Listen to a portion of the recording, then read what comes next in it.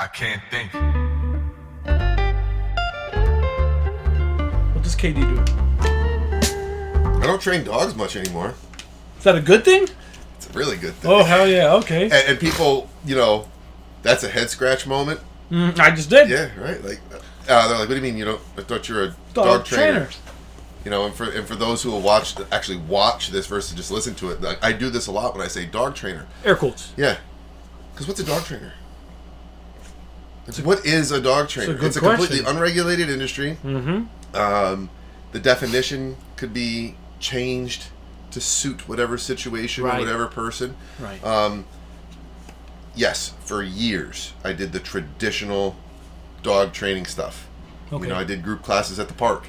I send your dog to me. Let me go to your house and do private sessions. I did all that. Now what I do mostly is I'm a dog owner trainer. I focus on dog owners.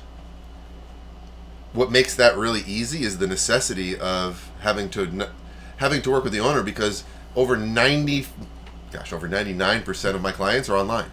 Wow. So my company, Socratic Canine, and points to anybody who gets the reference, Socratic.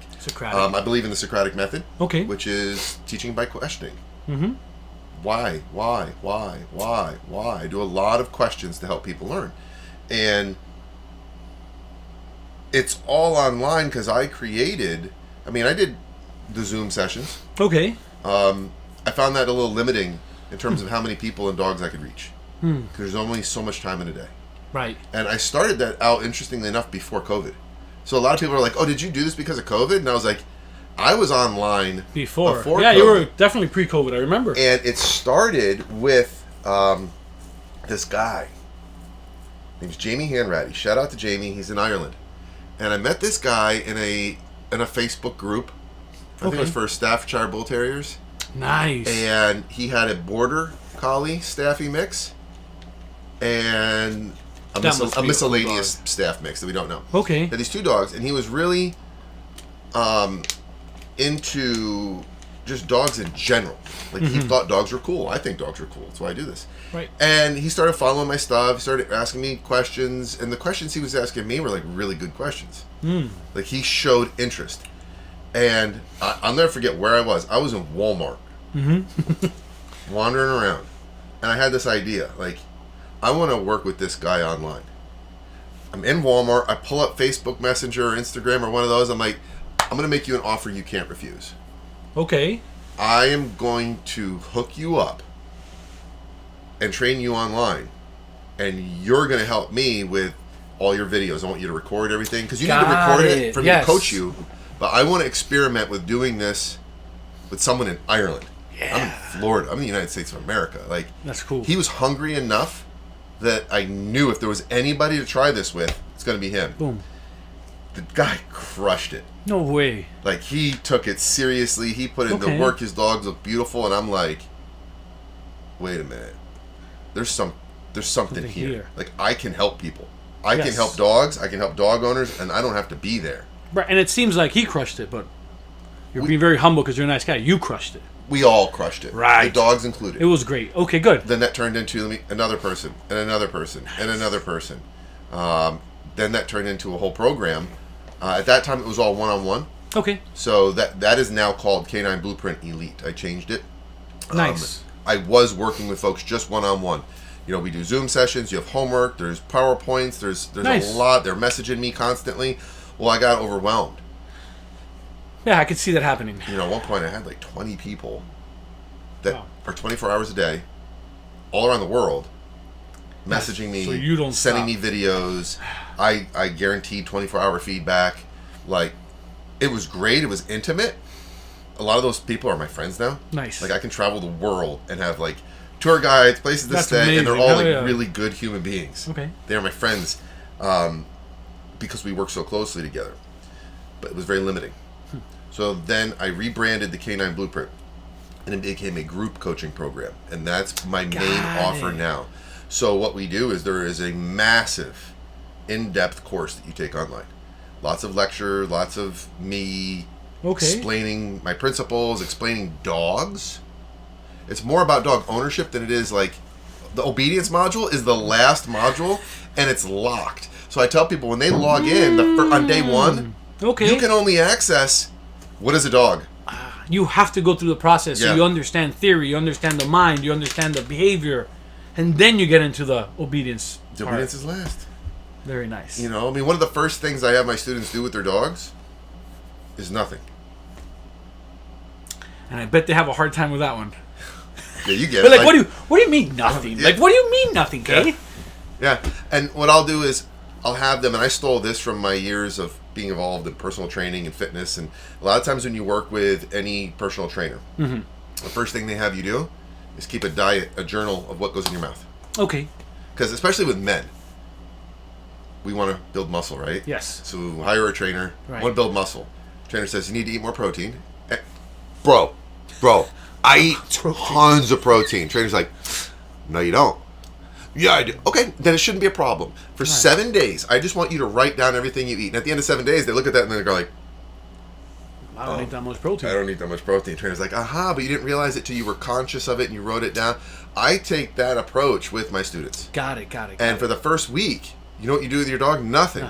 You take out pen and paper, and I want you to write down what their schedule's like. I want you to sit on the couch and put your journal in your hand and be like, what's the dog doing? The dog laid down for 20 minutes. Dog paced for 20 minutes. Dog asked for affection. Dog came up. Right. Just watch your dang dog. Start understanding its patterns, its behavior, where his brain is at, where he gets stimulated, where he doesn't. Because you've been looking at this animal for so long, but you've been looking at it in a way that has resulted in the problems that led you to come to me.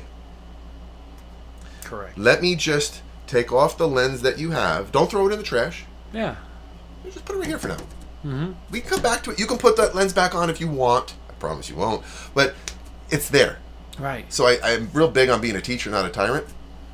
Let me lead you to the area. The promise dog. And let's just look at it. Okay. So we put the new lens on, and it's just an observational lens. Now you're looking at the dog with the purpose of recording what they're doing and observing what happens when you go to grab the leash, what happens when you go to the door, when are they a jerk, when are they not a jerk, all this. And that gives them a chance to finally step back for a moment and observe. So all of this type of coaching and training is essential when I can't grab the leash. I see what you're saying. Yeah, you're training your dog by training you. So I'm training myself to be a little bit less active in what made my dog bad. Yep. So now you're being proactive and watching my dog. Man, it always does this, and I hate when he does it. But he does it 80 times a day. Yeah. And I think I reward him 60 times out of the 80. Yeah. Then that next step is, well, what do you do when this happens? Right. And so I start building in and scaffolding in the information boom. based on what they're watching in the lectures. We also have live coaching calls. Nice. So twice a month, I'm on Zoom. Anybody who has a question in the program, I don't care if you've been in the program for 6 weeks or 2 Brand years, new, right. you can show up. We have a Facebook group. And it's a group. Oh, it's a group? Yeah, so it's group. Oh, so that allows me to work with everybody. a lot of more people. Now, what ended up happening, and I take zero credit for this because it was not intentional. What ended up happening was I created a community of dog owners that all have one thing in common. Well, a couple things. They love their dogs, but they want to be the best dog owner possible. Right. So there's no ego. They're in it for the right reason, because I won't let people into the program without an interview. So you have your own process to be able to work with you. There's no buy button. You can't just enroll in this. Like, you have to book a call with me. We have to sit down. We have to talk. So this is legit. Yeah. This is legit. Yeah. That's You're very not awesome. getting in my group until I vet you. Well, that just organically created a community of people with a code of Like-minded morals. people, We have group yes. norms, the behavior, the support, the way everyone treats each other. It's like, oh, wait a minute, this is actually pretty freaking cool. Right. Like, one-on-one was good. The way these dog owners interact with never mind me, the way they interact with each other in our Facebook group, it's a private group just for the members, the way they support each other when I'm not online, like, sometimes we'll have members post, like, a paragraph of something very, very intimate. Personal challenge that they're working through that has nothing to do with the dog. And they'll share a story about how, they did this, they shouldn't have done this, but they recognize it was because they were feeling emotional and weak, and they're working to get better control of their emotions, and this time they did it better. And before I can even log on, there's, like, other members, I was there too, I know what that felt like, you go girl, like, you go guy, like, everyone's, and I'm like, I'm late to the party. They're all building each other up and supporting each other. It's crazy how community builds. Yeah. whether it be dog related, human related, car related, whatever it is. The values of tribe. The values of tribe. And you know, tribalism is real, and how if you set those values and you reinforce them, right, you keep people where they need to be, 100%. you remind them of what the behavioral expectations are, people rise to the occasion. 100%. And we're going to shout out Master Chin, Tribonomics. Boom! Yep, Thank you. .com. It's amazing. It's real, and it can be beneficial to people in so many ways that they don't even understand. Yeah. And then I record all the coaching calls. So when you're in the Canine Blueprint, you have access to at this point, we're over 2 years. And for a while, they were weekly calls. I just moved them to twice a month. Okay. We used to do weekly calls. So you have an archive.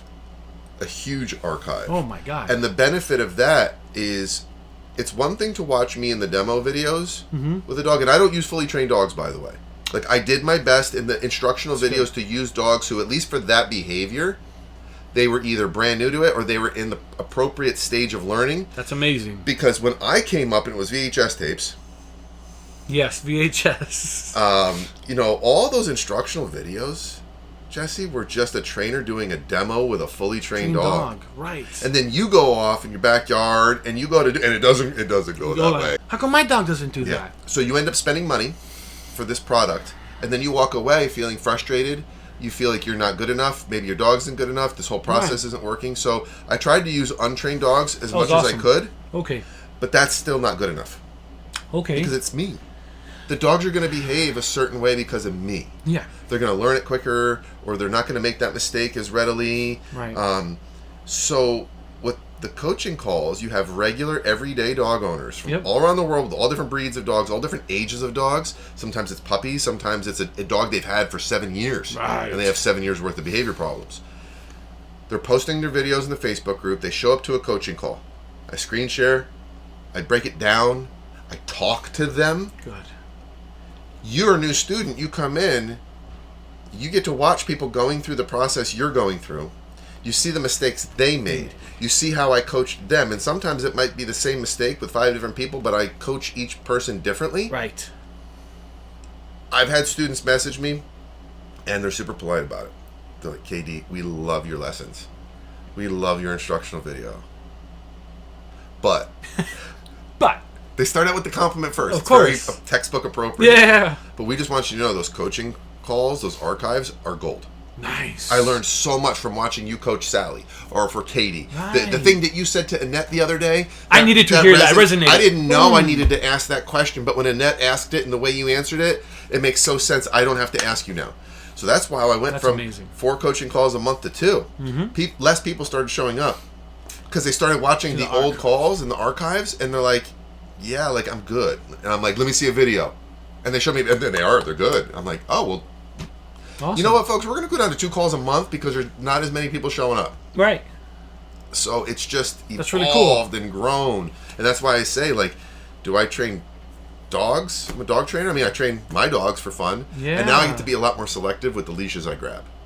So I don't grab a leash unless I really want to. It's either my dog, it's a friend's dog, friend of a friend's, or you know, a client. I really want to, you know, I do get to work with my clients in person. I travel the country a lot. It's awesome. And I always say, my Blueprint students get first dibs at my schedule.